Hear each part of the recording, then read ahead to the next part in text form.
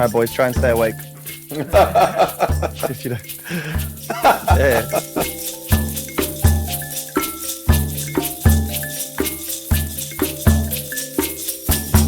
Rabbi Ari. Rabbis do exist. They're out in the wild in the natural habitat. Yeah, we're here today because we want to talk about Genesis, Bereshit. Yeah. as I learned in the Hebrew. In the beginning. In the beginning, you know, whenever you read a book for the first time, you always start at the beginning. But for some reason, when people pick up this specific text, they tend to not want to open up page one. They tend to want to fly around and treat it as I guess, a different form of text, as if I can open up a page at any point in the day, put my finger on it, and it might give me my, It's like word of the day toilet paper. Exactly. I personally feel that my understanding of the character and nature of God really evolved from realizing that this book is something that needs to be studied from beginning to end. And I think Genesis is one of those books that if you don't understand what's being presented in Genesis, you'll have a very, very difficult time moving forward with anything else that the Bible presents or the claims it makes. Would you agree with that? Yeah, one of the classic questions that you can think about is, why doesn't the Bible just start with the greatest hits, right? Just start with the 10 Commandments. Easiest way to start. It's the most famous thing. It's foundational. Why do you have all of these stories beforehand? And they're not even stories like Greek stories where each story is like an archetypal myth, right? You do have a little bit of that in the Bible. Adam and Eve represent all of humanity. But mostly it's just a story about like Abraham and Sarah, two like randos from the middle of Mesopotamia, and their kids and grandkids and great grandkids and what happens to them. And the camera is panned in so close. And then you get to the 10 Commandments and you're back at like, thou shalt not kill for all of humanity. Like, why these small stories beforehand? I think that the message that we're getting from God is it's actually not enough just to know what the laws of the universe are. Like knowing 1 + 1 is important, but actually the Bible emerges out of a personal story, out of a personal history. And all of us, like none of us are just born and make decisions like a computer. We each had parents and we each had made challenging relationships or wonderful relationships with friends. And those things shape our journey to God.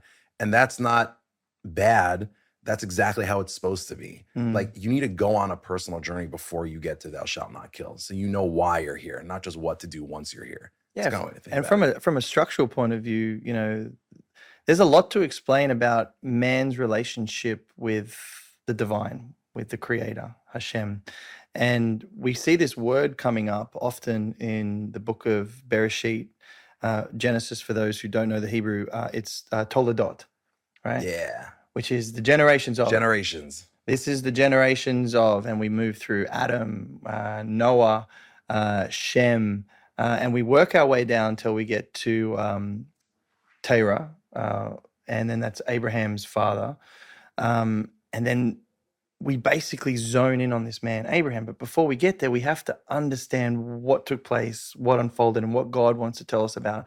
How did humanity get to where it was, and how did this people group get established, which will ultimately be the nation of Israel and the Jewish people? The prologue of Genesis, which is often, when you first read it, you think it's almost quite childlike, you know? 7 days, God did this, God did that. He made trees, he made some plants, he made some stars, he made the sun, he made the moon.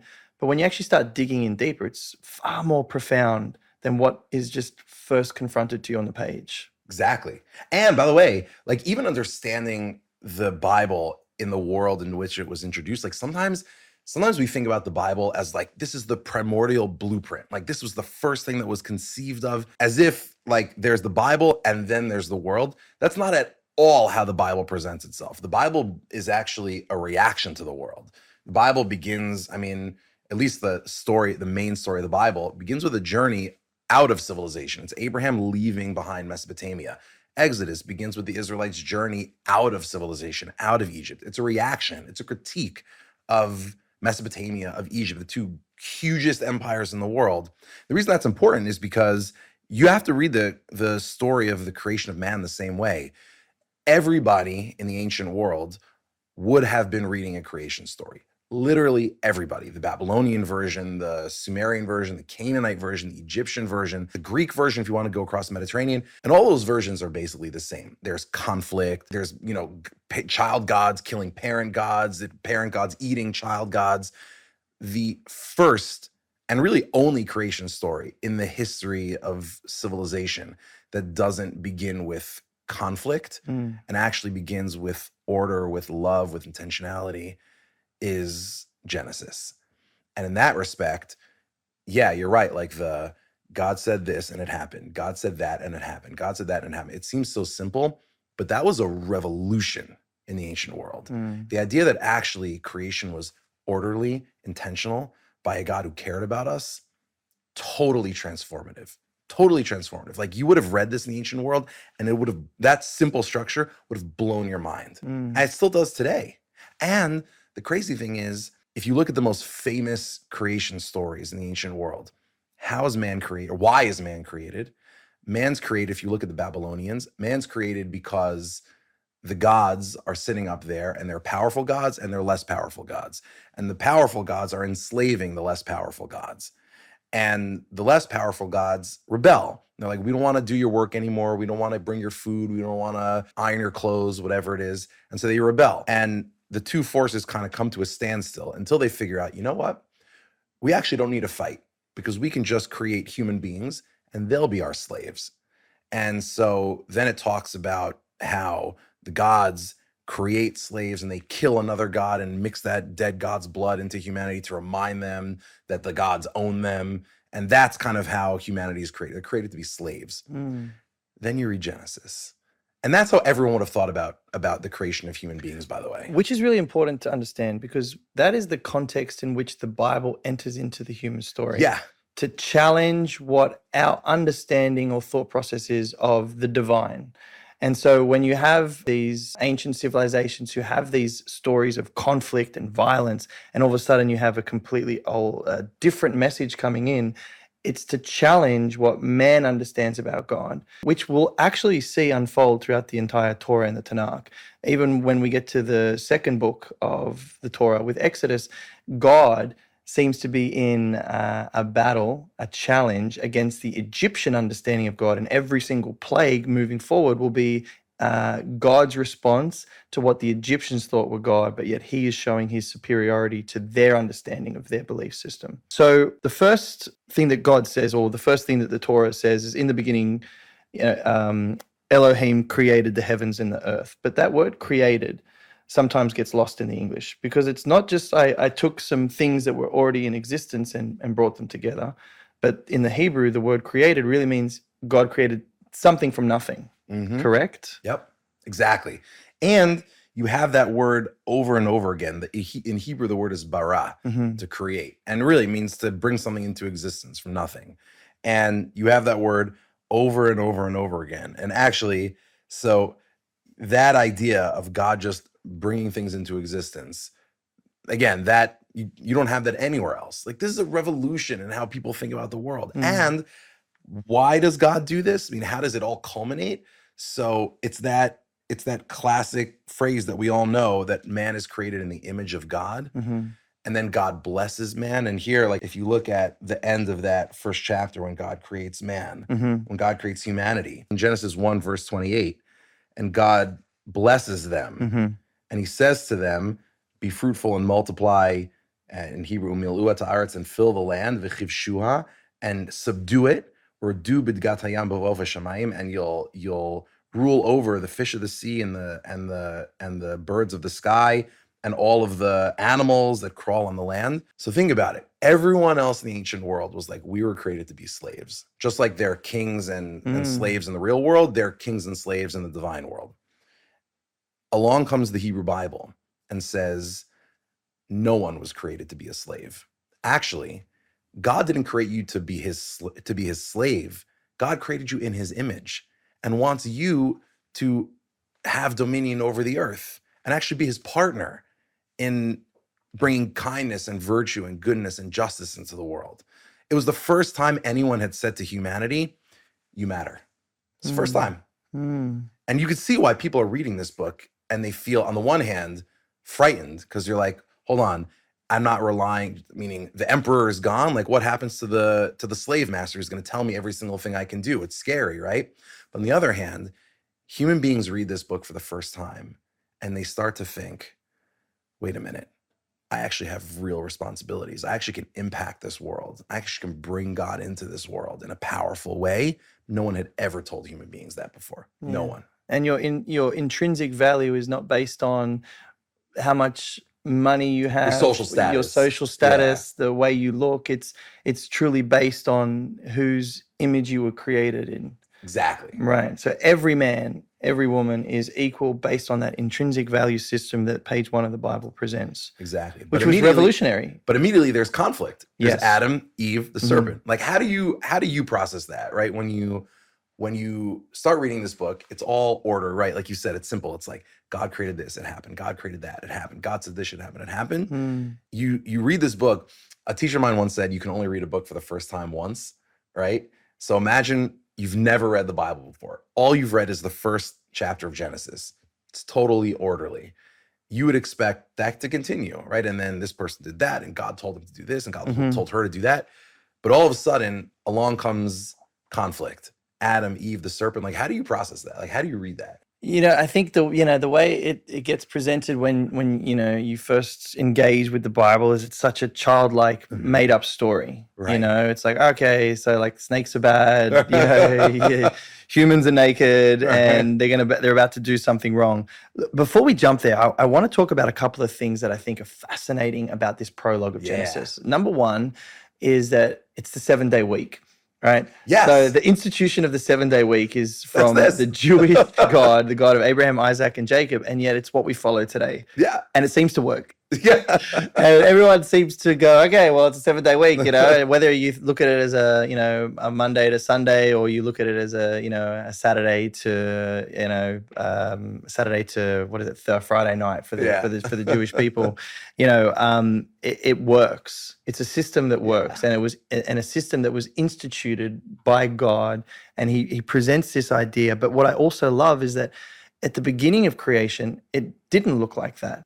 It starts off in chaos, and it says that that the Spirit of God, the Ruach of Elohim, hovers over the deep, the abyss, and as we journey through the text of the Torah and the Tanakh, we start to realize that this idea of the abyss and this chaos in the sea starts to become this representation of like sometimes evil, sometimes chaos, sometimes what man fears. And we see that the Spirit of God is hovering over it, and then he's about to do something. And he starts with saying, let there be light. The beginning of the orderly presentation of how we see the world today starts with God speaking into existence and speaking light, separating the light from the darkness, which tells us one thing. God didn't create darkness. Darkness is something that's void of light. So God creates this light at the beginning of the story.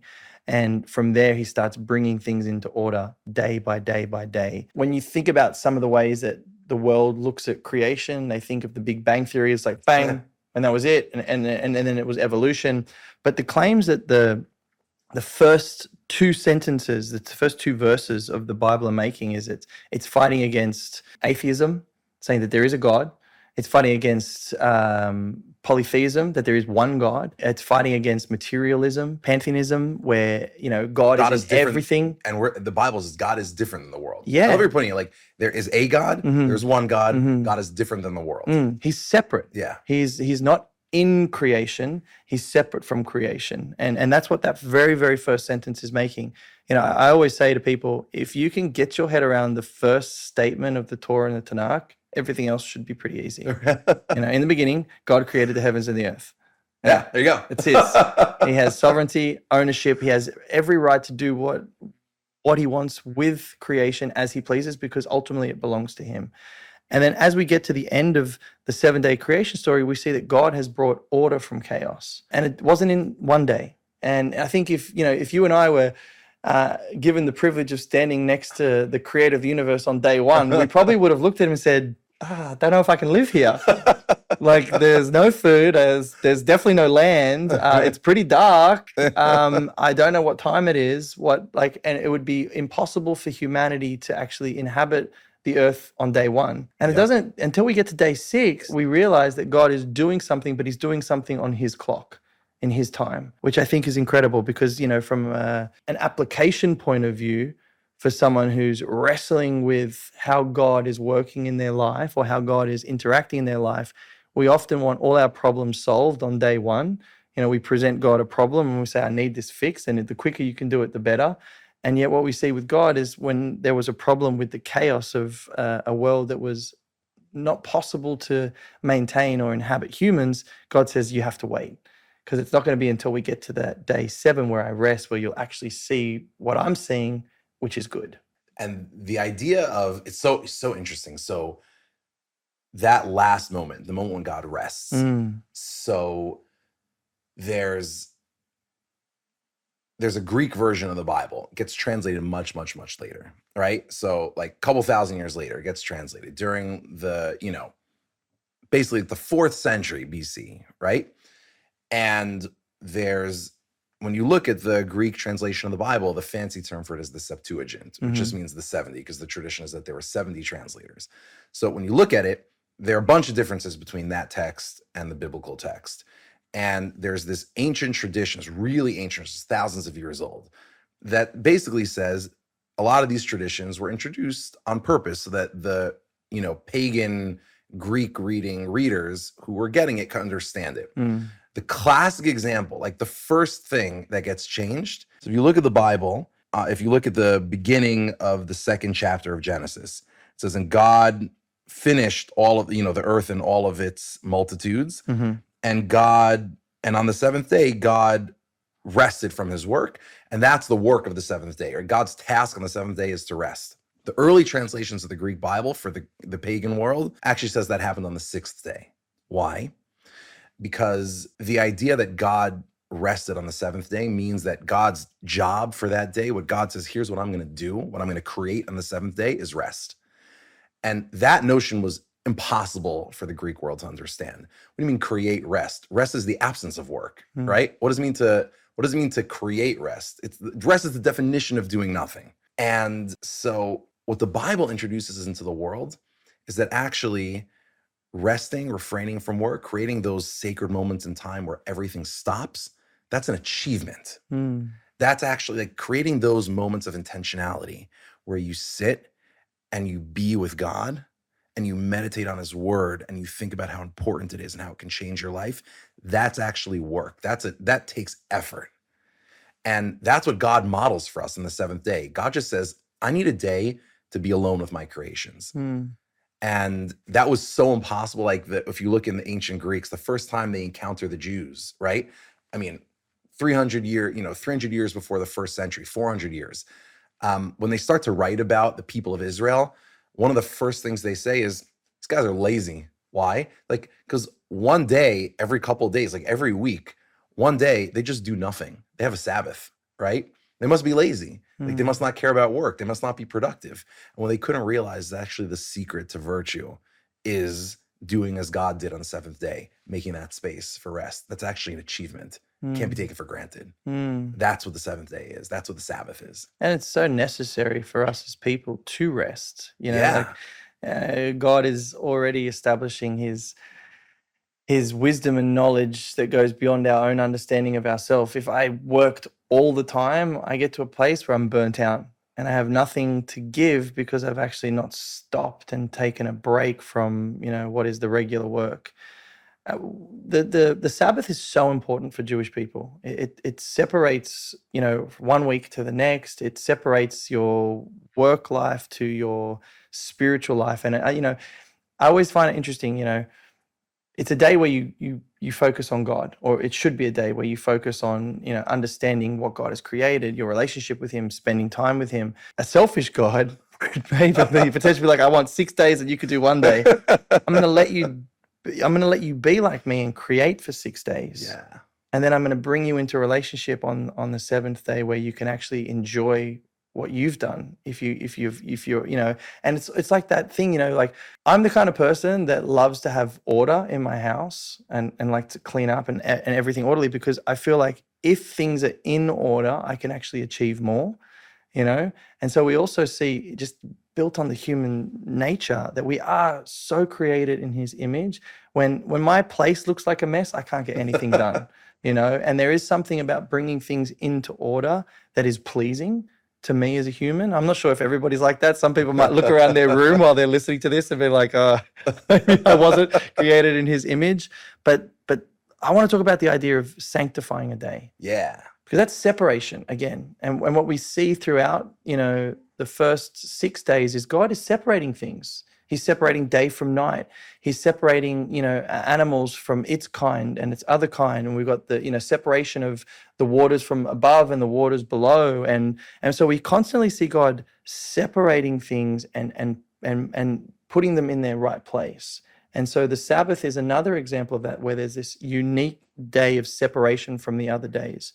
And as we move on in the story, we're going to see that God is going to choose one people from all the nations, and he's going to separate them and make them sanctified in him, which is really, really important. So from the very, very first page of the Bible, we see God is choosing things and choosing how to order things and put things into the order that he knows is good. Think about that word, like we take it for granted, that word holy, or the word to sanctify. English words like sanctify, holiness. In Hebrew, that's all one word. And the word is kadosh or kodesh, right? That root actually means to separate. That's what it means. And every time you see that word appear in the Bible, every single time, it's always in the context of separating things, whether it's keeping people separate from each other in the temple so they don't impurify each other, whether it's separating out, the firstborn of an animal as a portion to God, whether it's God says in Leviticus to the Jewish, to the Israelites, God says, Kedoshim to you, be holy, right? It's a famous verse in Leviticus, be holy. The translation of that is actually be separate, because then God lists a whole series of things that kind of keep the Israelites apart, which is, don't eat the same food, don't, have the same sexual mores, etc. And that notion of separation, I think you're right. Like that is the defining activity of that day of rest. It's a separation. There's a wonderful phrase by one of the great Jewish thinkers of the 20th century. He called the Sabbath, Rabbi Heschel, he called the Sabbath a cathedral in time. And that idea of stepping into a special place that kind of separates you out from the rest of humanity and the rest of the flow of human events. I mean, it's so restorative. I mean, I don't know how anyone lives without it. Like, how do you live without that moment, that one moment every week where you say, no, this time is separate and it's sacred? I don't know. I honestly don't know how you live Well, it's without also an interesting concept, because so often people think, well, if I work 7 days, I'm going to be more productive and I'm going to get more. I'm actually going to gain more than if I just work 6. That's logic says if you work 7, you should make more money. Right. Yeah, that's why I always find interesting. I don't know if you know about 6 + 1 = 7, right? Chick-fil-A, right? They take a Sunday off, and all the research shows that they make more money in the 6 days compared to any other food chain, fast food chain in America, because they take a day off. Yeah. And so what happens on a Saturday night, if you're near a Chick-fil-A, you're like, oh, well, I better get Chick-fil-A tonight because I know it's closed tomorrow. Or, Monday morning rolls around. I was like, well, I couldn't have it yesterday, so I'll get it today. Now, this is not a sponsorship for Chick-fil-A, but, Brought to you by Chick-fil-A. Don't sue us. Yeah, don't sue us. But that principle is interesting because it goes against the logic. Yep. If we're going to stop for a day and close for a day, we're going to lose money, but actually it has an opposite effect, which is one of the amazing things I think about so much of what the Torah and the Tanakh presents. It breaks our very understanding of what we think we know is right based on what we see. And God sometimes flips things on their head and says, no. This day of rest is actually not for me, it's for you. Yes, exactly. And so often we can look at it as like, God wants my time. He wants my energy. Why do I have to dedicate a whole day? But then we realize it's actually for our benefit, and it has a positive effect that we thought was going to be negative. When you look at the very end of the 6 days of creation, before the Sabbath, the very last verse of Genesis 1, verse 31. So the whole time, all throughout the creation narrative, God's saying, let there be light. Light comes into existence and God sees that it was good. The Hebrew word for that is tov. It's good. God says, let there be let the waters above and the waters below be separated. Let there be a firmament. That God creates the firmament in the sky. God sees that it was created and sees that it was good. It's all good. All of creation is punctuated by it's good, it's good, it's good, it's good, it's good. Until the very last verse of Genesis. There, it's, and God saw all that he had made. And in Hebrew, it says, V'hinei tov, and behold, it was good, ma'od, very. It was very good. Mm. And it was evening, and it was day on the sixth. It was the sixth day. So, what is very good about all of creation? Why is it that God sees all of creation and says this is very good? What has made it? Is it like the whole package is very good? Is it everything together is very, like, how do you read a verse like that? The way I see it is everything was in the order in which God had intended to be in that moment of time.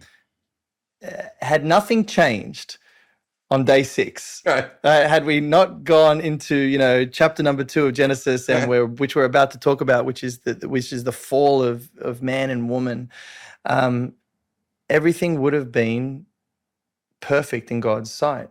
And so, it's almost like we look at the world today and it's imperfect. It's I don't think many people would look around, especially what's happening around the world today, and say this is good. Right.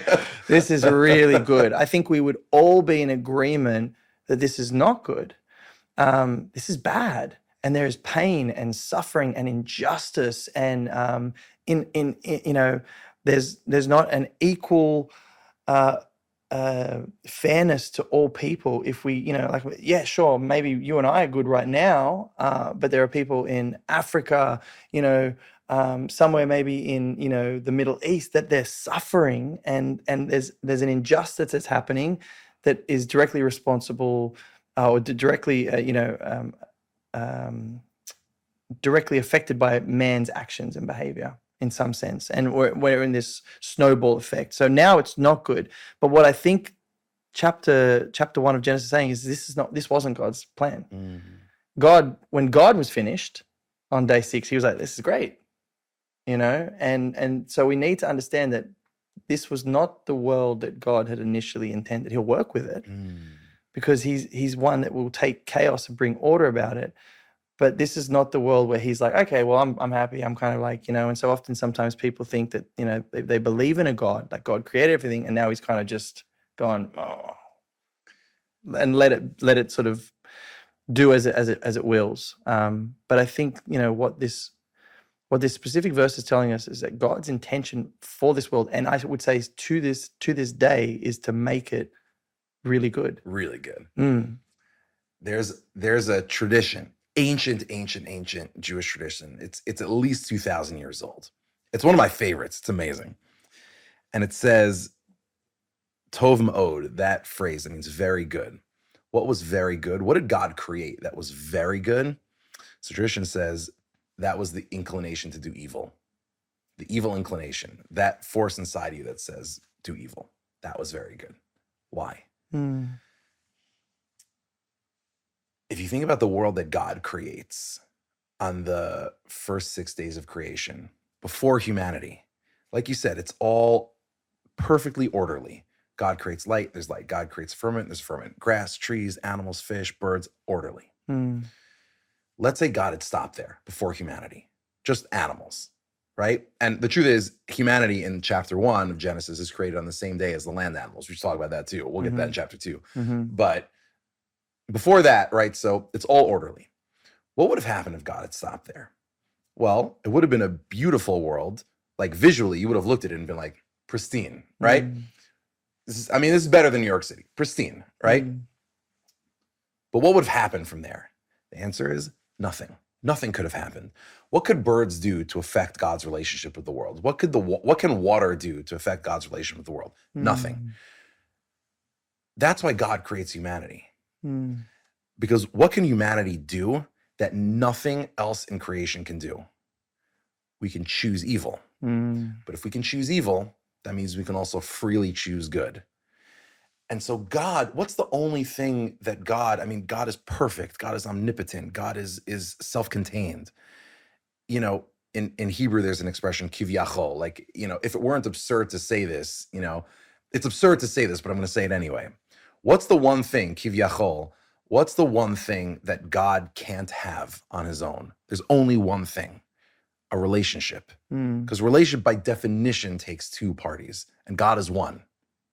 So the only thing humanity can do that God wants from us is to be in a relationship with him. How do you have a relationship with somebody?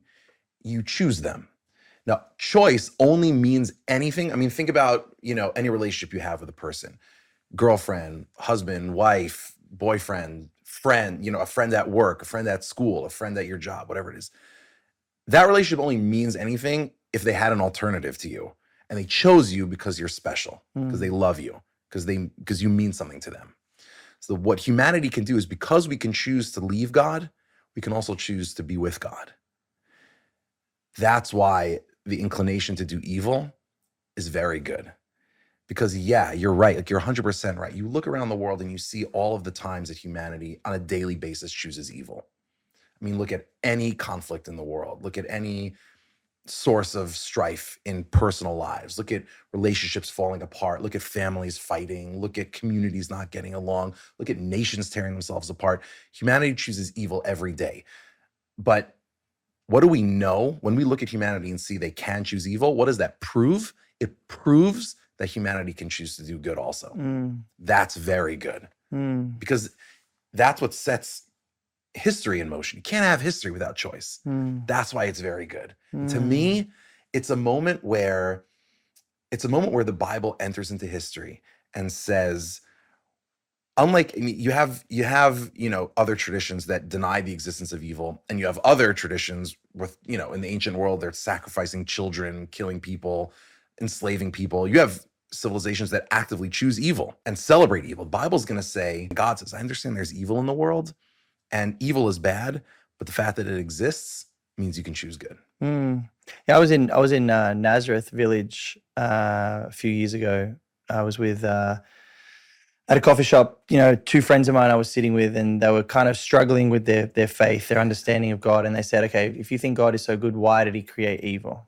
And they kind of, the question that you often get asked, people put you on the spot. Okay, if you think your God is so good, why did He create or allow evil? And, something kind of blurted out of my mouth, which I probably can't take much credit for. But I said, God didn't create evil. Evil is in the hands of whomever God gives free will. Yes. And it's in the hand. Exactly. And then to go on to that, I said, but, God could have chosen any scenario for creation. And out of all the scenarios, He chose this one. And so the better question is why? And when we get to the why, I think it opens up how amazing the story of God is, even now in human history. Because right now, you and I would look at the situation, especially in 2024, and say, yeah, I understand chaos, God, but there's no way you can fix this. There's no way you can restore and redeem the mess that we're seeing unfolding and have seen unfold in the testimony of human history. Wars, violence, greed, hate, racism, division, pride, ego, all the things that are so bad, and the generational hate that gets created from one conflict to the next to the next. I think a lot of people are like, there's no way God can fix this. And yet, if He does, that just further reveals the glory of His character and how He is truly the one to be worshipped for all time. Because I don't think any man, woman, world leader could step on any sort of stage right now and say, I can solve this problem. Think about that. That's the artistry of Genesis chapter 1. Because we were saying this before. It's like, God does this, God does this, God does this. Order. What's the last thing God does? Well, you just said. God creates humanity. And that's like, it's like order, chaos bomb. Yeah. Right? God introduces chaos into creation at the very last minute. Right? It's like God's, looking and showing the divine counsel. They're like, wow, this is really good, God. You've done amazing. Exactly. Watch this. Right. The angels are up there like, pretty good. Pretty After good. each day, they're like, this is good. And then He makes humans and they're like, Not great, Bob. Is He? Yeah, not strong. They're not. That's They're the image bearers? Yeah. You pick them to be the image bearers? These guys? Yeah. Really? Yeah. Well, it's like everything in creation, follows God and listens to his commandments besides one, Yes. which is the one that was supposed to bear his image. It's the irony of the story. And yet somehow God is going, again, like we have a story of this 7-day creation story where by the end of it, God says, yeah, it's good. Yeah. And then we have, I feel like in a lot of ways, now the story of man, which is also, as we will find out in the beginning of the story, it starts off in chaos. Like everything was really good. Adam and Eve have everything at their disposal. They have relation with God. And all of a sudden, something's injected into the story and it goes bad, and it goes bad really quick. And now all of a sudden we move back into chaos. And now we move back into the reality of God going back to work again. But this time it's not to get creation to look, very good. It's how is God going to get man to look very good? And this is the journey now that we find ourselves on. So what's that element of chaos? Like, how does that come in? Yeah, right? let's talk about it. Serpent. Like, there's so many different ways to read that. How do you, like, when you look at the serpent, you're like, I mean, the question that has I to don't be asked- personally like snakes because I'm from Australia, so I see them often, So I'm like, yeah, it's a good choice. The snake is not a, This is a legit thing, by the way. I'm glad that God didn't make it like a dolphin or something, my grandparents, of blessed memory, grew up. When they lived in New York, they lived across the hall from Harrison Ford, who was playing Indiana Jones at the time. And so I grew up hating snakes. That's really cool, though. Living across the road from Harrison Ford is Used really to come cool. to our Hanukkah parties. It was dope. So I grew up hating snakes also. So the question is, we kind of take for granted that, yes, Adam and Eve, along comes the serpent. Serpents are bad. We all know that. So the serpent tries to mess up Adam and Eve's relationship with God. And we don't pause because we're so used to that story. And because of the story, we so associate the serpent with evil. We don't pause to ask, what's in it for the serpent? Why does the serpent even do this? What's the serpent's motivation? And I mean, there are a couple ways to think about it. The classic answer, which you have in both, definitely in the Jewish tradition, definitely in the Christian tradition, is it's not a snake. It's not a lowercase s serpent. It's the capital S serpent. This is the forces of evil coming to get humanity. That is one way to read it. But the Bible doesn't say that outright. The Bible just tells you a story about a snake. It has to somehow be able to be read on its own. It doesn't mean that this is not the capital S serpent. Both of our traditions have that reading. And there's real truth to it. But how can you read this? Like, how would you read this story if you just had to read this as a snake? What's in it for the snake? So I think if you look, like, a weird thing happens, like, honestly, a weird thing happens at the beginning of in chapter 2. So you see all of this in chapter 1, you see all of this, elevated stuff about humanity. You see that humanity is created in the image of God, right? That's in verse 26 in chapter 1. And you see that God blesses humanity and God says, subdue the earth. But at the same time, in chapters 1 and chapter 2, you see that humanity, so right, if that's true, humanity is totally separate from every other being in creation and blessed and better and closer to God. At the same time, if you look in Genesis 1, humanity is created on the same day as all the animals, right? Human beings are just animals, right? If you look in Genesis chapter 2, how does God make man? God makes him from dirt. From dirt. Now it says, God breathed into his nostrils. This is verse 7 in chapter 2. God breathed into Adam's nostrils. Vayhi ha'adam lenefesh chaya, and Adam was a nefesh chaya, like a living soul. That sounds so elevated, unless you actually look back in chapter 1 and you see in verse 24, that phrase, that Hebrew phrase, nefesh chaya, is the exact same phrase used to describe animals, right? So humanity is just another animal, right? And then you get to the very, very end. This is like one of my favorite things.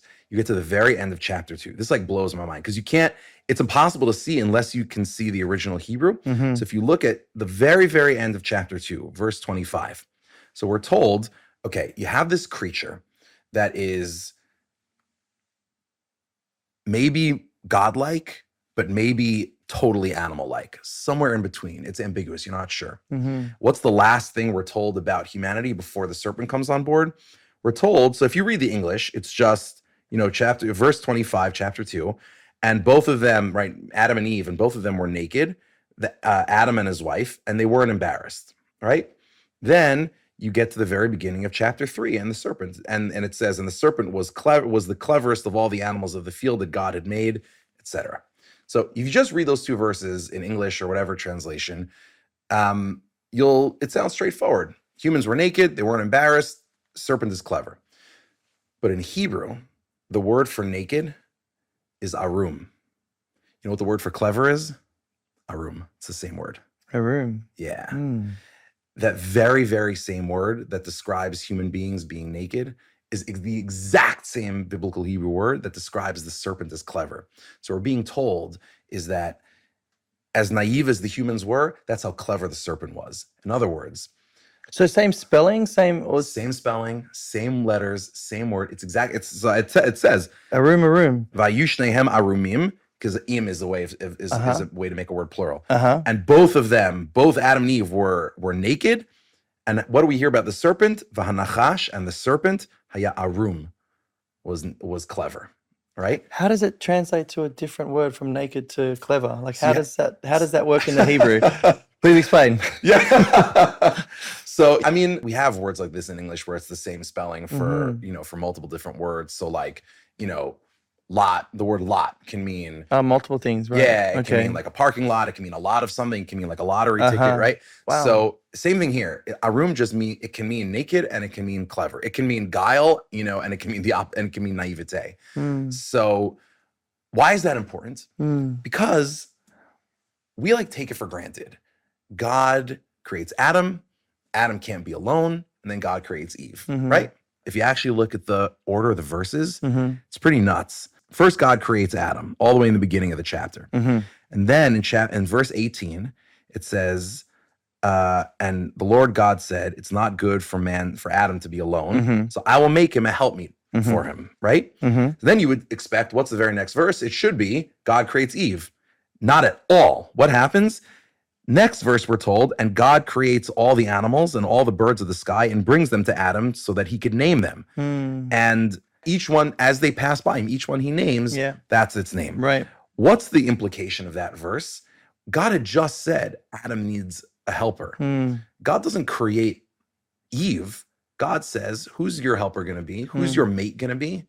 A fellow animal, just like you. You're an animal. Yeah, Maltese Shih Tzu. Yeah, right. Exactly. Exactly. Right? He's like, but he doesn't talk God. Like, why is exactly. Yeah. And Adam's like, no, this is not right for me. I need something more important than this. So what's the next thing that happens? What does everybody say happens next? What everyone says happens next is, well, God puts Adam to sleep, takes his rib out of his body, and makes that into Eve, right? That's what the Bible says. No, it's not what the Bible says. It's one of the most famous mistranslations in the history of biblical storytelling. What happens next? If you look in verse 21, it says, and Lord God caused the great sleep to fall upon Adam. And then it says, Vayikach achat mitzal otav, and God took et selah from Adam and made it into Eve. Now that word selah, the King James Bible famously translates as rib, right? It's Adam's rib, and that little bone becomes Eve. So Eve's somehow lesser than Adam. That word selah, in all of the Bible, the entire Bible, you could search it from top to bottom. That word appears a bunch of times. Never in the entire Bible does it mean rib. Never. Thousands of years later, and much, much, much later Hebrew, during the times of the rabbinic literature and the early church, it would come to mean rib, but not during the time of the Bible. In the time of the Bible, it actually is a very specific term. It's not even anatomical. It's not a physiological term. It's an architectural term. And what it means is side. The next time we meet that word is Exodus 25, chapter 12. Yeah, this is when God has the Israelites build the tabernacle, build the temple, right? Yep. You want me to read it? Yeah, in English? yeah. You were to cast out 4 rings of gold for it and place them in its 4 feet. 2 rings will be on one side, 2 rings will be on the other side. You know what the word is for side? Selah. It's that Selah. same word. It's talking about the Ark of the Covenant. The Ark of the Covenant has 2 sides. One half is here, one half is there. And you place some rings on this side, some rings on the other side. That's what Selah means. Selah means a half, a side. So what Mm. happens is God actually says, Adam, choose a helper, choose a mate from amongst the animals. You're an animal, right? Right. Adam says, no shiatsu for me. And so what does God do? God puts that first human being to sleep and splits that human being in half. Mm. Half of you is going to be Adam, the other half is going to be Eve. Mm. How do we know that's the case? Because what's the very next word? And by the way, that's why in the Hebrew, how do I know it's an architectural term? Because in the beginning of verse 22 here, like if you look at chapter 2, verse 22, how does it start? How does your translation have it? It says, Elohim built the rib, which he Yeah. had taken from the man into a woman. Then he brought her into the man. Then the man said, So isn't that weird? Why would it say build a rib? What does that Mm. mean? God built a rib. The mm, answer is because it's not rib. It doesn't mean rib. It's a building term. It's an architecture term. And Mm. God built the other half, that half of Adam, mm, into Eve, right? mm. And so what's the very, very, very next verse? So after that, Adam says, This one, yeah. Yeah, This this is- one at last is bone of my bones and flesh from my flesh. This one is called woman, for from man was taken this one. exactly. It's just a human being split into half. And the very next verse, therefore, Mm. a man will leave his father and his mother and cleave to his wife, and they will be one flesh. Mhm. So what does that therefore mean? Why therefore, right? Just because God made Eve from Adam's rib, therefore people get married? No, it's because what God does, he splits that first human being Mm. and splits them apart into halves. Mm. So man spends his entire life, men and women spend their entire, like people spend their entire lives looking to reunite those halves again, Mhm. to like recreate that first moment of creation when humanity was whole. Yeah.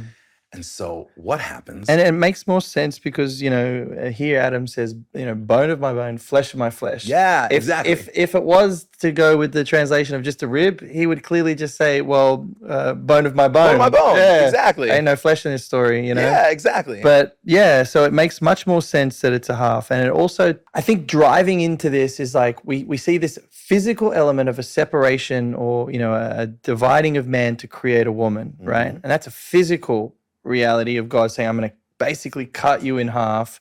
I'm going to make one half, the half that I've taken, I'm going to turn into a full woman and you're going to be a full man. Mhm. But ultimately you come from one place. Yes. And so what's the spiritual message is that God says, I'm going to separate you, Mhm. but there's a way that you can come back together to become one again.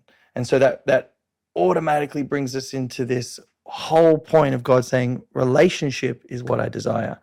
And so Yeah, exactly. relationship is where it sits with it's the amazing. very nature of your relationship and ultimately what we will understand as marriage, because it'll go on to say this is why man leaves his father and mother and clings to his wife and they become one flesh, echad. Yeah, Right? So exactly. the oneness is returned. And so once again, God is taking an idea and saying, you started off as one.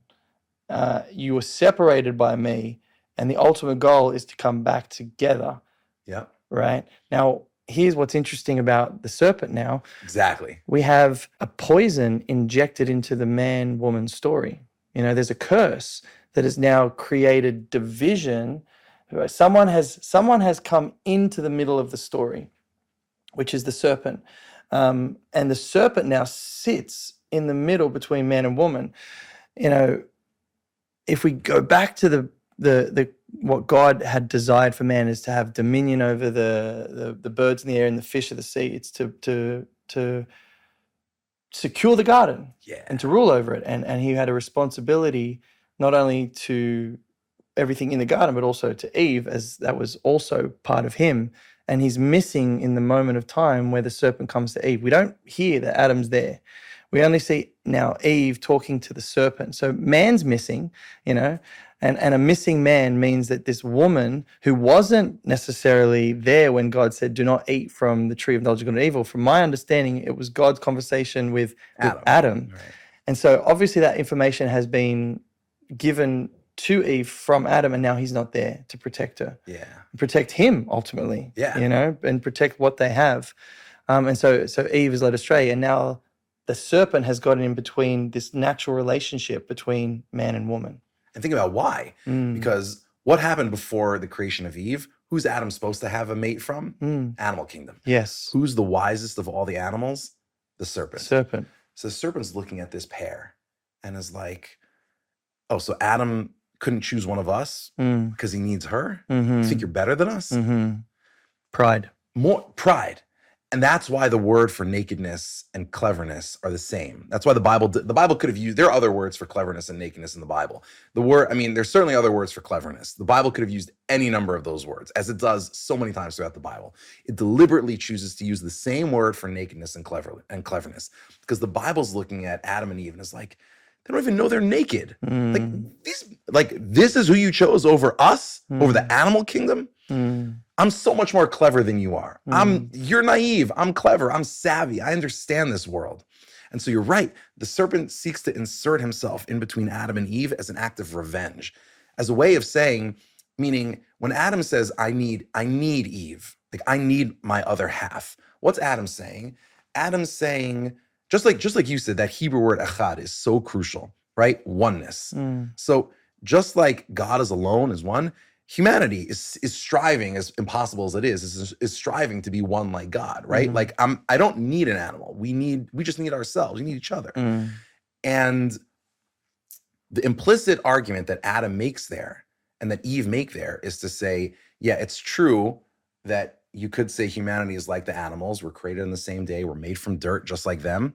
But we can also be like God. We can strive to be one. We're made in his image. And the serpent's trying to say, you're just an animal like us. You think you're better than us? You're just an animal like us. And that actually is, and he's successful, right? To an extent. He causes, Adam and Eve to act on the basis of their lesser virtues, right? Or meaning he causes them to act evilly, to act like animals. And that's how the story of humanity begins. God says, you could be like me, or you can be like the serpent. You can be like an animal. It's really up to you. Like every single day you have choices like that.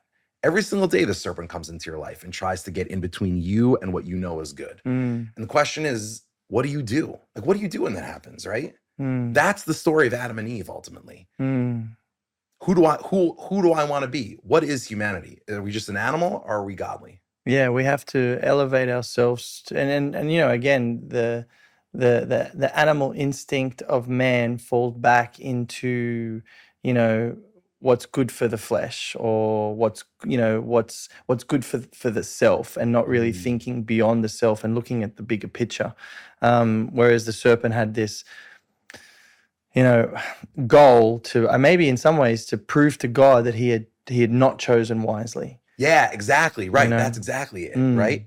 Like you made a mistake. Like, right? Watch me corrupt your image bearers. Yes. In the blink of an eye. And so we also see in Eve's story that she saw the tree of good and bad, right? And she saw that it was desirable, right?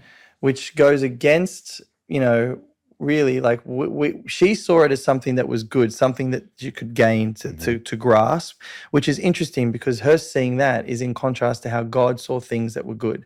And so we already see the difference between how man and woman see something as good and how God sees something as good with our limited knowledge. Exactly. And the truth is, here's a question. I struggle with this all the time. So was humanity not supposed to choose knowledge? Or is it in some ways a good thing that humanity chose knowledge, even though the way humanity chose knowledge was sinful? Well, I think of it like this. You take the tree of knowledge and good and evil out of the garden, and there is no real relationship between God and man now. Yeah. Because the number one element for a relationship to be real is trust. Without trust, there's no real relationship. There's nothing to win, nothing to lose.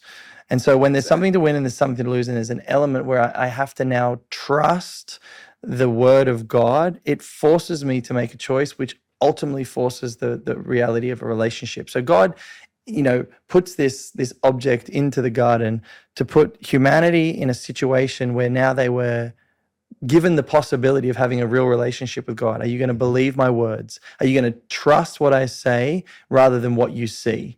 And I think when we look at it from a human point of view, so often we trust more what we see rather than what God says. And that's kind of been the challenge of humanity up until this point. Even when we think about theories like, well, I don't believe there's a God. I believe in the Big Bang Theory. Oh, did you see it? No. So you're trusting something that you haven't seen over what God is saying. Well, I'm telling you how I created, and this is how the story unfolds. Both elements require trust, but so often humans want to see something physical. And so even when you think about, well, I don't believe in God because I can't see him, but then again, God conceals himself to give us the opportunity to actually have faith and trust, because otherwise there's no relation. It's easy to believe in something when it's standing in front of you. It requires nothing. And if we learn anything about God, he loves work, right? Otherwise, it's a 6-to-1 ratio. Yeah, it's a 6-to-1 ratio. So he loves work and working things out. And so part of the human story is working out what this relationship is. So the necessary element in the garden is the element where it's like, now you have to choose. And free will comes in. Do you believe what I said? That if you eat from this tree, surely you will die? Or do you trust you, or you trust another force that's coming into the story, another entity that's trying to shift you away? And so even looking at that, we see how the serpent operates. He takes what God says, but he twists it and distorts it. He says, did God really say if you eat from the tree of knowledge and good and evil, you'll die? No. And now he presents his truth. Yes. Surely if you eat from this tree, you'll become like God. Now the tragedy is we were already created in his image. We didn't need the tree. So I often think about it's the choice, right? I can grab at something right now that's quick and easy and it seems like it's the right thing to do, or I can trust God and go into the unknown, letting him lead me. Now, I ultimately believe that had Adam and Eve said, no, we're good, we're actually just going to walk with God, then that knowledge of good and evil would have come from relationship with him. Because what do you learn when you're with God? You learn what his moral code is. You learn what God cares about, and your understanding of good and evil comes from him, not from something else.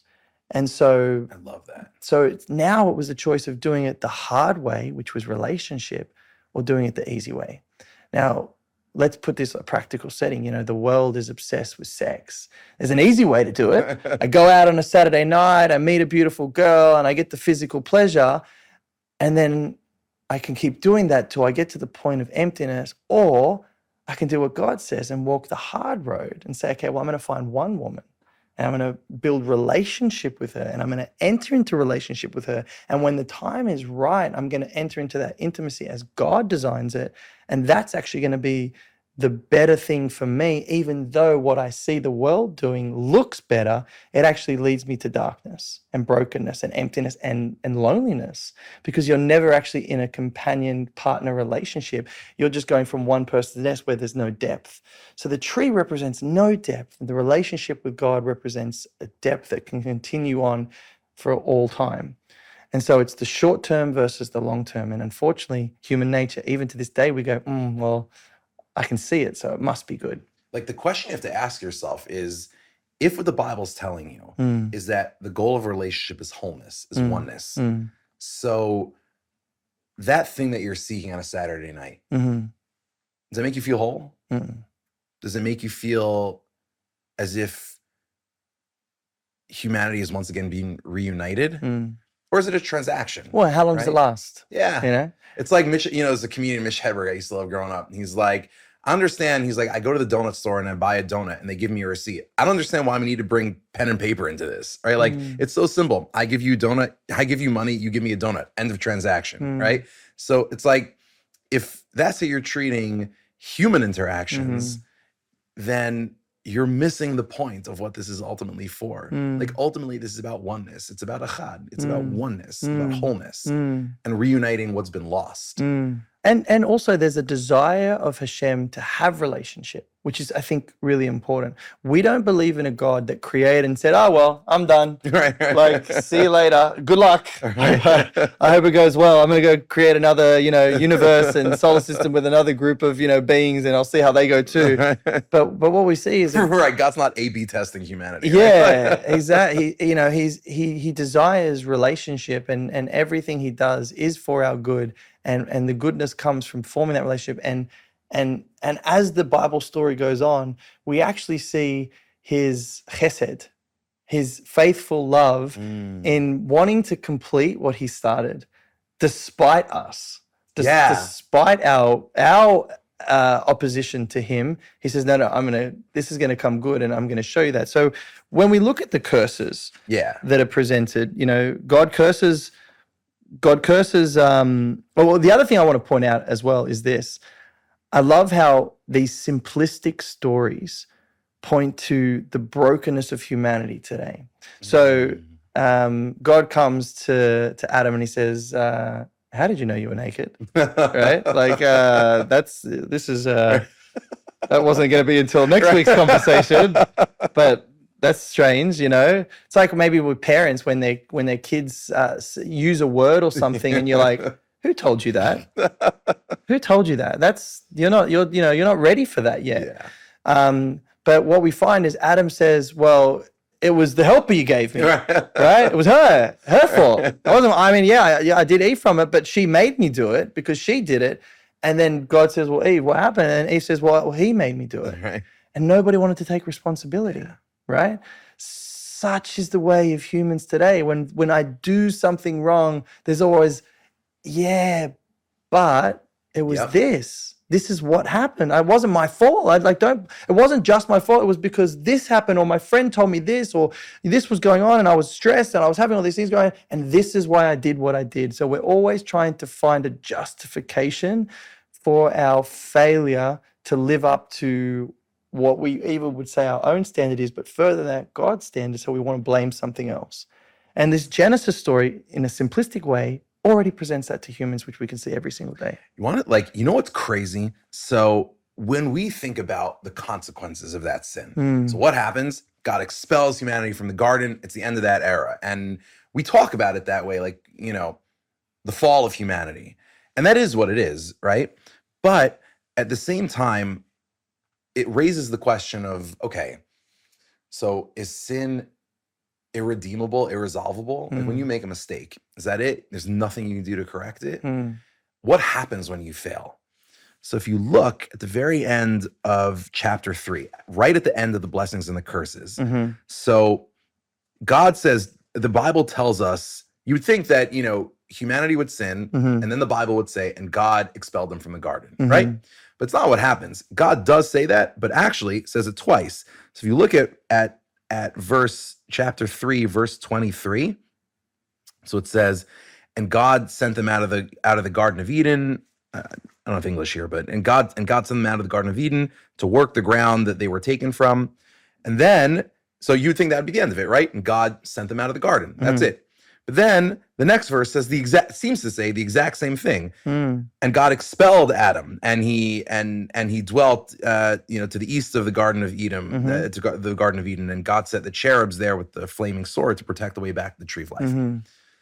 So the Bible uses words super intentionally. I mean, there's a tradition in the Jewish tradition. There's an idea that the Bible actually doesn't use a single word without a purpose. And that may be in your tradition as well, right? Yeah. The Bible doesn't use a single word without a purpose.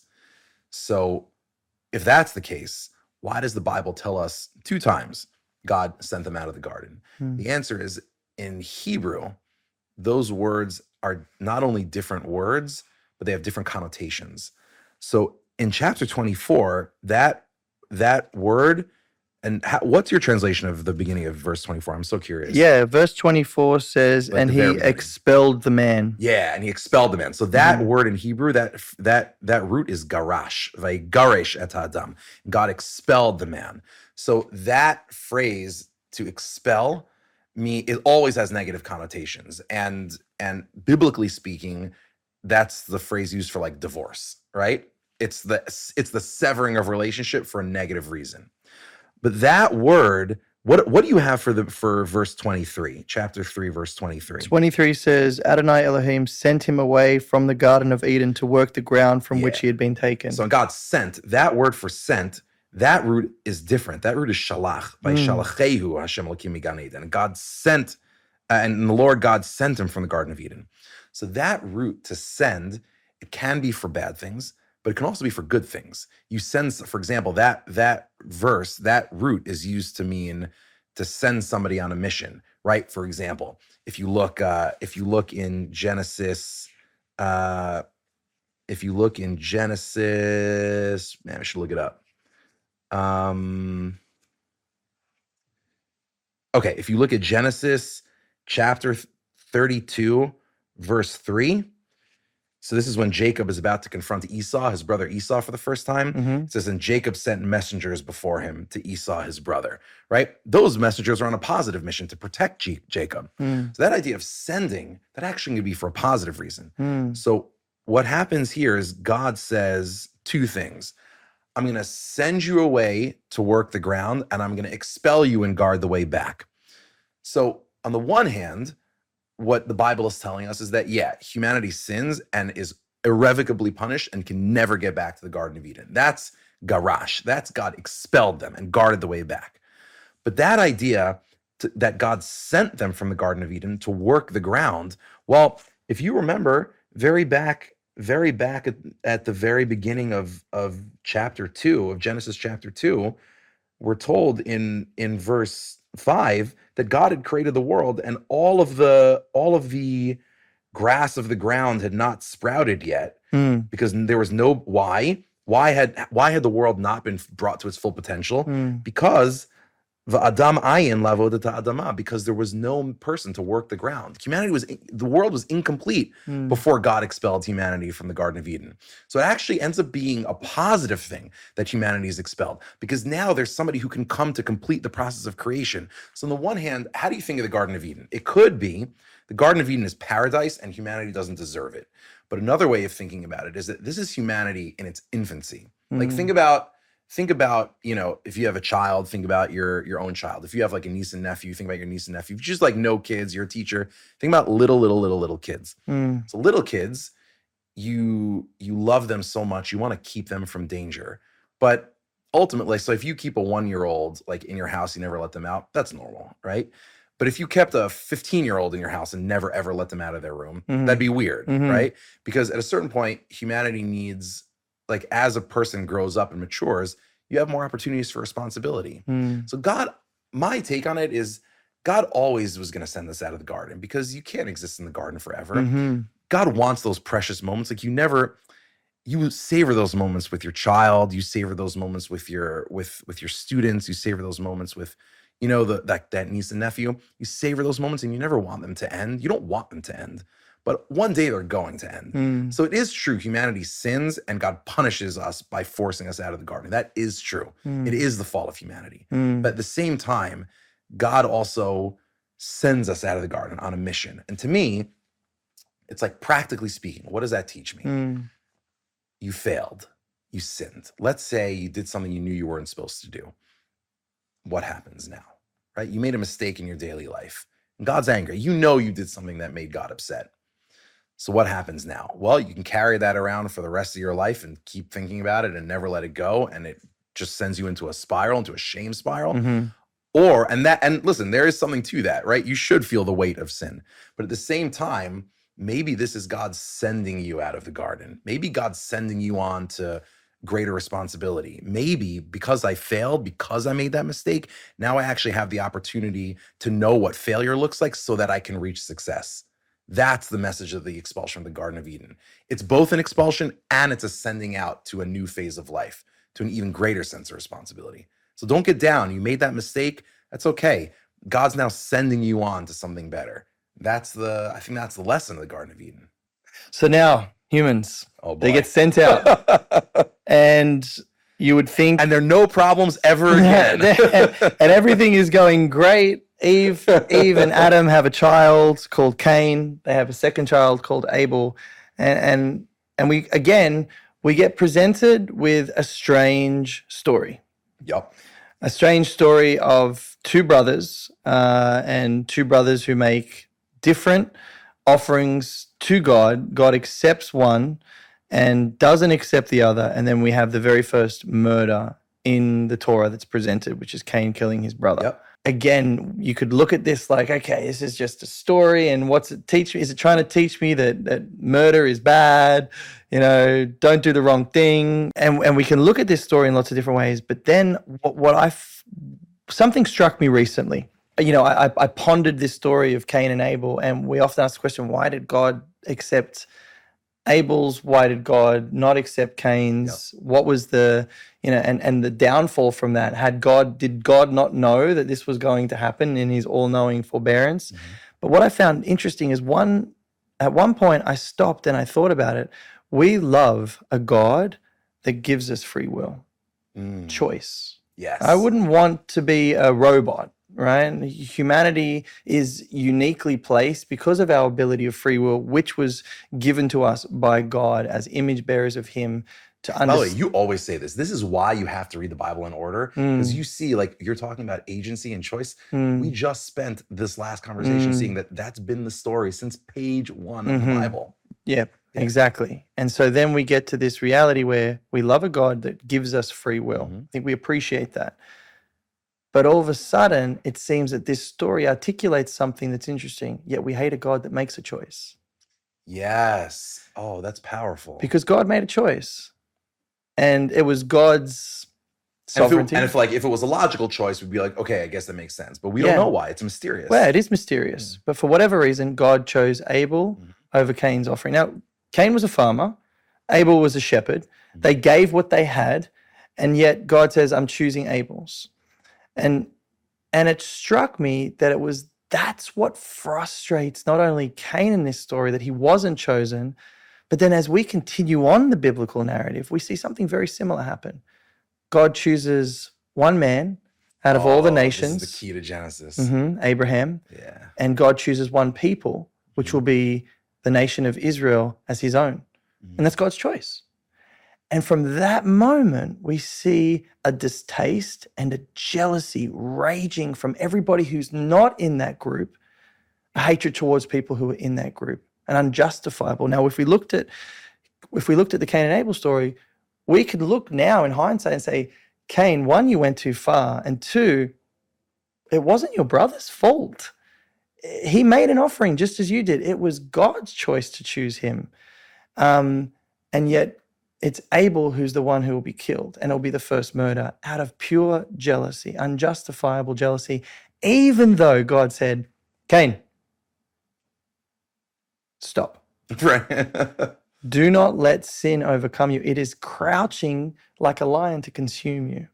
So there is that inclination to be jealous, and God's saying, don't be jealous. And as he goes on, God says that, this is not a representation of me breaking my relationship with you. I'm making a choice. And so I find it interesting that, again, if we look at our own lives, so often the story goes throughout human history that the world, the nations have a problem with God making a choice for the Jewish people, a land, a people. And today, in 2024, what we're seeing unfold around the world is an anti-Semitism that is unreasonable purely because God says, I choose them. You know what's funny? I never thought about this until you just said this now. Story of Cain and Abel. So Abel's the chosen one, right? Who's the only one God talks to in the story? Cain. There's this misperception that people have. And it's honestly like when you talk about anti-Semitism and you talk about hatred of the people God chose, there's this perception that, oh, you think you're a chosen people. You think it's the same thing the snake says. You think you're better than me, right? But what you see from this story, from Cain and Abel, from the very first time in the entire Bible where chosenness appears, is it's not about who God loves more or who God thinks is better. It's not, chosenness doesn't mean superiority. What does chosenness mean? It means responsibility. Think about why a parent chooses a child to take out the garbage, right? Is because I'm saying you have to take out the garbage, so I love you more than my other children? No, it means I'm giving you a job. This is your job. Doesn't mean other children don't have other jobs. They will. In fact, here, Abel's the chosen one. What is Abel? What's the word for Abel in Hebrew? It's Hevel. What does Hevel mean in Hebrew? Everywhere else throughout the Bible, literally every single other time that word appears in the Bible, Hevel, it means nothingness. Vanity. Like if you think about the book of Ecclesiastes, vanity, vanity, vanity. Yeah. The word for vanity, Hevel. Hmm. So what God is saying here is like the focus is on Cain. Why? Not because Abel's not important. God loves Abel. God chooses Abel's offering. Mm-hmm. What God's saying to Cain is, yeah, I made a choice of Abel. I gave Abel a responsibility, but I'm also giving you a responsibility. Mm-hmm. And here's my charge to you. You can either spend all of your time obsessing over why I chose Abel that one time, Mm-hmm. or you can say, hey, if Abel can be chosen, if Abel can have a responsibility, I can also have a responsibility. Yeah. And God says, so that's the choice for you, humanity. And this ultimately is the choice of anti-Semitism also. It's the choice of, every human being has their own story, their own skill sets and talents, and their own responsibilities. And I choose different human beings to do different things. Every single one of you is equal in my eyes. Every single one of you is created in the image of God. Israelite, non-Israelite, man, woman, farmer, shepherd, whatever it is. Every single person is created in the image of God. Every single one of you has a way to fulfill a responsibility that I believe to be of utmost importance. So you have two choices. You can fulfill your responsibility. You can ask yourself, how can I uniquely serve God? Or you can sit and obsess about what someone else is doing for God, someone else's relationship with God, why God chose somebody else for something, right? So you can be Cain and do your job, or you can be Cain and obsess about Abel. Yeah, and we get a glimpse of what Cain's job possibly could have been based on his response. When God says, "Where's Abel?" He says, "I don't know. Am I my brother's keeper?" Yeah. Yes. You are. Potentially you are. Like, just as Adam, could have or should have been the keeper of Eve in the garden. Yeah. Again, we don't just see this unique failure of man to woman, but we're also now seeing it brother to brother. And so it's not just like, oh, Adam messed up because he wasn't there to protect Eve. Now we're seeing Cain messing up because he wasn't there or willing to put his brother's interest or protect his brother over his own ego. And then as the story goes on with Cain and Abel, we see once again a similarity between Adam and Eve where, God says to Adam, "What'd you do?" He says, "Oh, it's her." And Eve says, "Well, it was him." We see Cain going, "Wow, that's not fair. My burden is too great. The consequences of what I've done is not fair. That's not fair. They're going to kill me." He actually is more worried about the consequences of what he's done to his brother rather than the fact that he's murdered his brother out of pure jealousy. And so Cain's view and perception of what has unfolded is still placed on him, thinking that it's not fair that I have now these consequences because I killed my brother. And so we see once again humanity's flaw in one, wanting to be the central character of the story every single time, wanting to always be the one chosen by God for whatever task that is, and then not wanting to take responsibilities when we fall short. And then thus he's upset more about the consequences rather than the fact that his brother's now dead. On top of that, we have this interesting thing where God says, Abel's blood is crying out to me from the ground. And so, as we go on further in the Torah, we'll hear God say, don't drink the blood because in the blood is life. And now there's this life of this blood that's Abel's, it's crying out to God post his death. So what is that? How do we... By the way, think about that. The only time that Abel speaks in the narrative is after he's dead. Is it's after his he's dead. blood. Yeah. It's once Cain has failed him.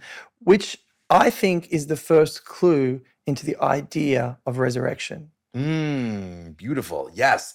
Speech after death. Speech after death. It is not final. That's a beautiful idea. I never thought about that. That's a gorgeous idea. And so God is already implying that death is not the end. Despite what other men might do to you, do not be fearful of that because there is something going on after the death. Again, Cain goes back to the ground. He's crying out from the ground where man comes from, and yet he can still somehow cry out to God. Now, in the Jewish tradition, Sheol is you're buried in the ground, right? And even in Sheol, we see that Jonah can still cry out to God. Yes. And so we start to see the foundational ideas being presented in just the initial stories of Bereshit. This is why I have a teacher, his name is Rabbi Jonathan Sachs of blessed memory. he had this wonderful insight. He said, like you were talking before with the Big Bang, right? So people think like, well, science versus religion, like which one do I believe? And he said, they're fundamentally talking about two different things. Mhm. And he had this wonderful line where he said, science is taking the world apart to see how it works. Faith is putting the world back together to see what it means. Mm. And if you think about it, so like every single other tradition of wisdom in the history of humanity, Mm. you could compare it to like a basketball game or a football game, whatever it is, Mm. right? British, like English football, right? So Australian football. If you went to a game and you sat there and you'd never been to a basketball game before, so you would say, okay, let's say someone asked you, I want you to figure out how this game works just by sitting at this game. Mhm. So given a sufficient amount of time, you could do it. You could figure out, okay, I don't know anything about this game, but I do see that they're all trying to get the ball in that hoop. Yep. I do see that this group is trying to get the ball in that hoop. This group's trying to get the ball in that hoop. They seem to be keeping score of how many times they did it. Get the rules. So if you just had to figure out how it works, you could do it just by seeing everything that's there. It's a closed system. Mm. But let's say somebody asks you a different question. Someone asks you to say, I want you to tell me why this matters. Why does anyone care about this? Mm. Like Arsenal versus Tottenham, Lakers versus the Celtics. Mhm. Why does anyone care about this? Mm. You could sit at 500 games and you would never get it. Yeah, still struggle to work out why. Right. But I'm Yeah. saying, like, in order to understand it, you need concepts from outside the system. You Mhm. need patriotism, loyalty, Mhm. love, friendship, longevity. Like, you need Things that references- are not so easily observed. Exactly. You Mhm. need something outside the system. Mhm. So every single other tradition, the Babylonian system, the Greek system, the Romans, like the world of science itself, not fundamentally different from the magic of the ancient world, right? Mm. It just works better, right? Mm. Fundamentally, to understand everything that's happening, you just need to be in the system. It's a closed system. You can see how something works just by observing the parts. But to understand why it matters, Mm. you need something outside the system. Mm. That's why God, unlike the creator gods of like every other pagan myth, is not in the system. He's radically outside the system. He's Mm. both incredibly close to us. We can speak to him. He Mm. hears Abel's blood crying from the ground, Mm. and is radically far away from us. Is so far away that he's totally outside the system. Yeah. And that's ultimately the beginning of this chapter of Genesis, like the beginning of the book of It's Genesis. setting the stage Yeah. for the why, the Yes, reason. You exactly. know, in the Greek it would be the logos, the Yeah. word. It's the purpose. It's like, why is this important? Stick around and you're going to find out. Yeah. You know, Let's say you could see the Big Bang. Let's say you could watch a movie of like Yeah. evolution happening, Mm. right? You would still be lost. Yeah. Right? Still be lost. Yeah. Why does this matter? Who cares? Yeah. Right? This book is here to tell you here's why it matters. Yeah, it gets to the depths of really what the human soul is seeking, which is, you know, to answer those questions of, you know, where do I come from? Where do I go? What is my purpose? And ultimately, what is my value? Am I my brother's keeper? Mm, Right? Yeah. You know, as the story continues on, we think, okay, you know, if you're tracking Adam and Eve, you in that moment, you're like, okay, I've put my head down. We've messed up. And you're like, okay, Cain and Abel, great. Restart. We're good, right? Yeah. Surely Adam and Eve are going to sit, guys. No sin. Okay, trust me. It was It's like DJ Khaled, yeah, another one. It was and bang, and then quickly into the story, we move down to a figure called Lamech, right? Yeah. And Lamech is an interesting figure because you see a pride and a celebration of what Cain was like. Oh, the consequences are too great. Mhm. To Lamech going, oh, if you thought Cain was bad, I'm 7 times that. And then he's the first person to have 2 wives, Yeah. right? So he's broken the system of a man will leave his mother and father's Yeah. house and become one with his wife. Yeah. Now Lamech's like, well, I got 2. So you see like this polygamy entering into the story, and man has completely looks like he is just now independent and celebrating his violence so quickly from the Cain and Abel story. We go to the book of genealogies of Adam. We track through. Now, here's something interesting. Adam will live 930 years, Yeah. right? Gets so close to the 1,000, right? Doesn't quite make it. which I think is an interesting thought because, you know, in the Christian tradition, we have this statement from Peter saying, you know, a day to God is like 1,000 years to man, right? Now, why is that important? You know, Adam ate from this tree of knowledge and good and evil, and technically, when you think about he didn't make a full day in God's eyes. You died the same day you ate from the tree of knowledge and good and evil. It ultimately killed you. Surely you will die. You did die. You know, even though you made it to 930 years, remember when God's idea of time is so different to ours, you know, and then God also says, I'm not going to contend with man forever. I'm going to cut their life short to 120 years, which means, you know, in a lot of ways, I look at it like God sees the issue of sin. This doesn't get better if I leave it unfixed. This is not, you're not going to work this out for yourselves. I have to intercede. I have to come into the story and I have to lead you into a place, because ultimately, if I left you to your own devices, which what we ultimately get to at the end of this pasture, where I think we can land this plane, which is we have God looking at humanity and he's making this ultimate, you know, the Torah makes this claim where it says, now when humankind began to multiply on the face of the earth and the ground and the daughters were born to them, then the sons of God saw that the daughters of men were saw that the sons of man were good, and they took them for themselves. So we have this Nephilim coming in to the story, and then God looks around and he sees that Adonai saw that the wickedness of humankind was great on the earth, and that every inclination of the thoughts of their hearts was only evil all the time. Heartbreaking verse next. So Adonai regretted that he made mankind on earth, and his heart was deeply pained. That's got to hurt. Yeah. You know, that Adonai was deeply pained by the fact that he created man. This fights the argument that all people we start good, or we're good. We're ultimately good, and we turn bad. Now, you know, I would love to get your take on this, but I think what the Bible is claiming is that no, man void of God is ultimately bad, and your source of good, once missing, results in what we see today, which is evil and wickedness all day long. So it's not that, oh, I'm good and I can be good independent of anything else, like I'm born good and the world corrupts me, but rather I'm bad and I corrupt the world. And so the problem is not the world corrupting me, but rather me corrupting the world. Ultimately, that, again, it's so fascinating that the Bible lands here. And again, it just shows, like you say this all the time, it shows why you need to read it holistically. You can't just like flip open and be like, boom, No. you know what I mean? Like word of the day. Once you read it from the very beginning, you see that the entire thrust of this story for these first few chapters is humanity has the ability to choose. The only being in all of creation that can. What do you do with that choice? And you know, like when you mentioned that Adam lives 930 years, people look at those numbers in the first couple of chapters and they're like, why are these here? Yeah. Like, who cares? Fiction. Yeah. And also, like, who cares? Right. Like great. Why is it relevant? Exactly. I did my math homework. Now I'm reading the Bible. I didn't come here for math. Yeah. Well, the answer is if you count up the numbers.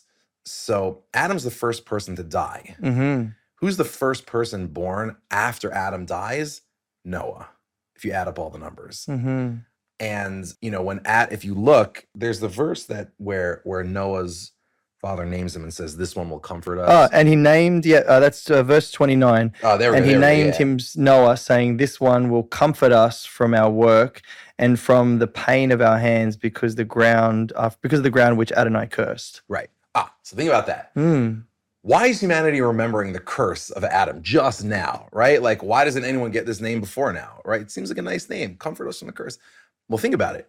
What's new now that Noah is born? Well, it's what you said. Adam had just died. He was the first person to die. And it's the first time that humanity looks around and says, oh, this story can end? I mean, think about it. From the beginning of the story, they're like, we have access to the tree of life. We'll live forever, right? And even though God expels them, they live for a long time, right? In the story of Genesis, they live for a long time. And so humanity must have gone on thinking like, all right, God punished us, but like, did he punish us? Did he? Yeah, because we haven't seen, you know, We haven't seen a natural death. Yeah, exactly. No one Mhm. dies, right? Uh-huh. So other than like the Well, story of yeah. Lamech, right? Yeah, But like, killing people. Yeah. yeah, but like no one's expired, right? Right. All of a sudden, Adam is gone for Mm. seemingly no reason. Mm. And what's the first thing humanity does at the very beginning of that process? You could have looked around and said, okay, well, guess this story's ending. It was a good run we had, right? Humanity, the first person born after Adam, humanity has that resilience and says, no, this one will comfort us. Noah can be something special. Yeah, even in a world with death, even in a world where we lose people and we don't know why, we go on. It's an interesting thought to think that the consequence of death was a slow burn. Yeah. It wasn't immediate. It wasn't like, you know, and like, oh, that's not good. Like it was and that's so much the case with sin today, isn't it? Mhm. So often the consequences of sin in our life doesn't Yeah. present itself in the moment. Mhm. You know, it comes sometimes years later, or you know, even decades later, where you realize, man, I'm really paying the price of the poor choices I made because I chose me and I didn't choose, you know, what God had intended for me had I read His Word. And so the consequences of sin are not necessarily immediate, but they will catch up to us. And so now we're looking at a people group going, Adam, uh-oh, wow, God's word came true. Yep. And I think that would be one of the most important things that I think people wrestle with. And I think even when we look at the reestablishment of Israel, for 2,000 years, a Jewish person, you know, living in Diaspora could have easily made the claim, well, he didn't keep his promise. Yep. He said this was going to be ours and ours forever, you know, nice words, but didn't come good on the promise. So why would I trust anything else he says? And yet in 1948, 14th of May, all of a sudden, God makes a declaration to the nations. Oh, remember that promise I made to Abraham some 4,000 years ago? Yeah, that still stands.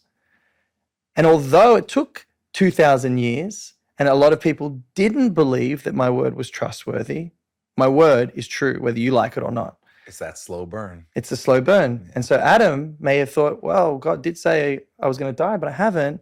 And then all of a sudden that moment happens. And it's like, whatever God says will ultimately be. And that's a really, really important concept to wrestle with and grasp at the beginning of the text, because God is going to say a lot.